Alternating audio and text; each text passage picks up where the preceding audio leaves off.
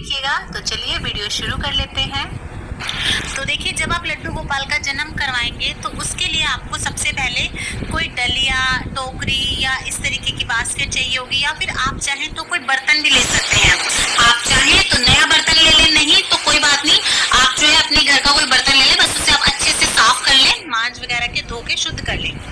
इसमें आपको जो है लड्डू गोपाल को सुलाना है। तो देखिए, आप पहले नीचे थोड़े से फूल वगैरह बिछा के थोड़ा सा जो है मुलायम नरम कर ले बिस्तरा।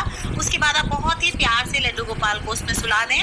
और अब आप पूछेंगे कि हमें ये करना कब है, तो मैं आपको बता दूं, जब आप जन्माष्टमी वाले दिन शाम की पूजा करते हैं, संध्या आरती करते हैं, उसके बाद आपको अपने लड्डू गोपाल को इस तरह से सुला देना है।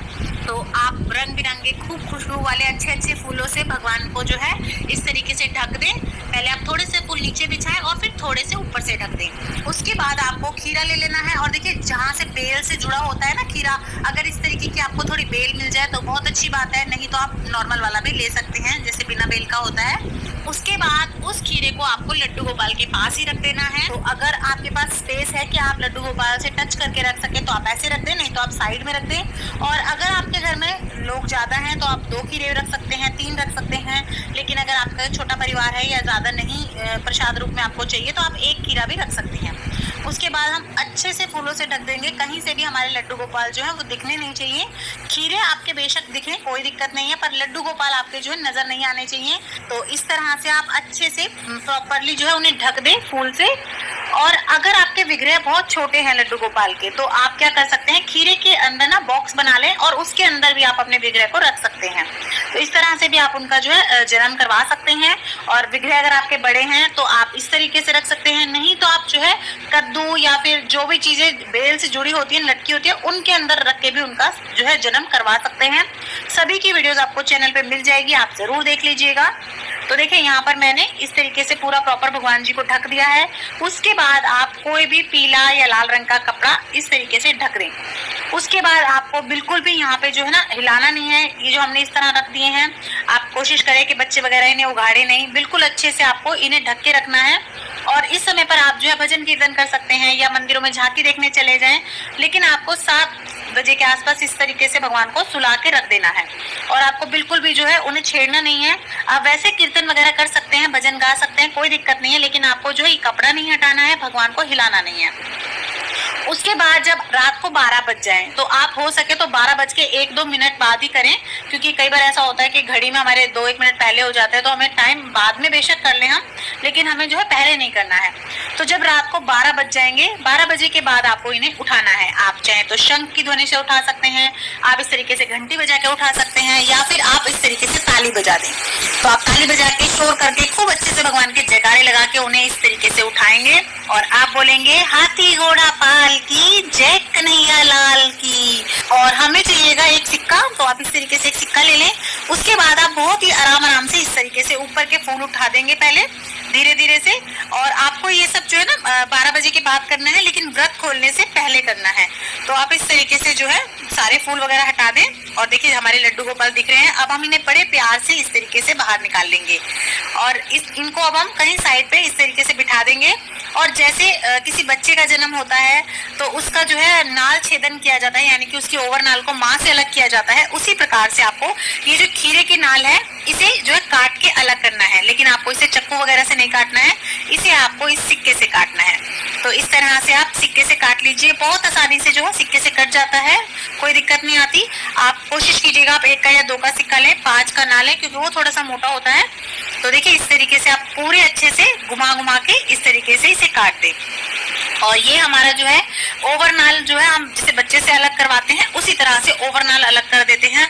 और इस तरह से हमारे लड्डू गोपाल का जन्म हो जाता है। और ये हमें जो है ना इधर उधर फेंकनी नहीं है, ये ओवरनाल है या यूं कह दीजिए नाल है। इसका मैं बताऊंगी आपको क्या करना है। उसके बाद ये जो खीरा है ये आप प्रसाद रूप में अभी खा लें, चाट वगैरह में डाल के, या आप वैसे टुकड़े कर करके सब में बांट दें। ये आपको प्रसाद रूप में खाना है। और इसके बाद अब हम हमारे लड्डू गोपाल का स्नान कराएंगे। तो इस समय पर आप लड्डू गोपाल को पंचामृत से स्नान कराएं। तो आप अगर इस समय पे पंचामृत से स्नान कराते हैं उनके जो है जन्म के बाद, तो आपको अभी जो है चरणामृत मिल जाता है अपना जो है व्रत खोलने के लिए।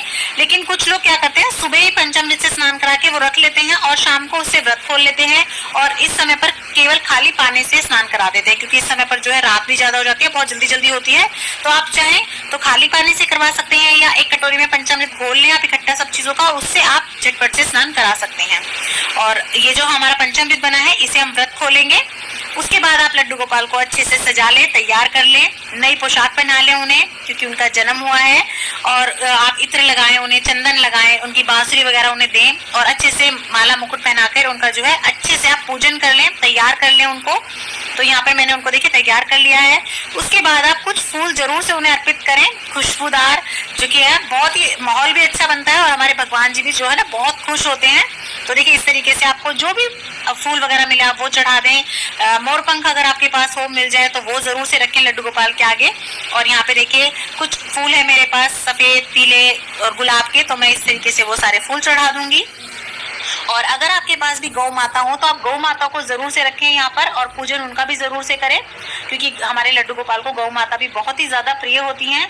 उसके बाद आप एक दिया या एक जोत जरूर से जोड़े लड्डू गोपाल के आगे, और उसका भी पूजन कर लें आप इस तरह से। और उसके बाद देखिए जैसे बच्चे पैदा होते हैं तो सबसे पहले उन्हें जो है ना शहद का भोग लगाया जाता है, उनके जीभ पर जो है उस समय पे लिखा भी जाता है शहद से कुछ, तो आप शहद जरूर से चटाएं लड्डू गोपाल को जन्म के बाद। और उनका प्रिय भोग जो है माखन मिश्री, उसका भोग आप जरूर लगाएं, और भोग में आप तुलसी दल डालना बिल्कुल भी ना भूलें। तो देखिए यहाँ पे मैंने उनको भोग लगा दिया है। उसके बाद मैं उनकी आरती उतार दूंगी। तो इस तरीके से आप जो है जोत से उनकी आरती कर लें। कुछ लोग जो है लड्डू गोपाल को पहले झूला झुलाते हैं और बाद में भोग लगाते हैं, कुछ लोग पहले भोग लगाते हैं और बाद में झूला झुलाते हैं। तो आपको जो तरीका सही लगे आप वैसा कर सकते हैं, लेकिन आप झूला जरूर से झुलाएं। जन्म के बाद लड्डू गोपाल को झूला जरूर झुलाएं, चाहे आप थोड़ी देर झुलाएं पर झूला जरूर से झुलाएं। तो देखिए इस तरीके से आप झूला झुला लें। आपके पास अगर झूला नहीं है तो आप अपनी गोदी में भी झूला झुला सकते हैं, जरूरी नहीं है कि आप झूले में बिठाकर झुलाएं। अगर झूला नहीं है तो आप गोदी में झूला झुला लें, पर आप झूला जरूर झुलाएं।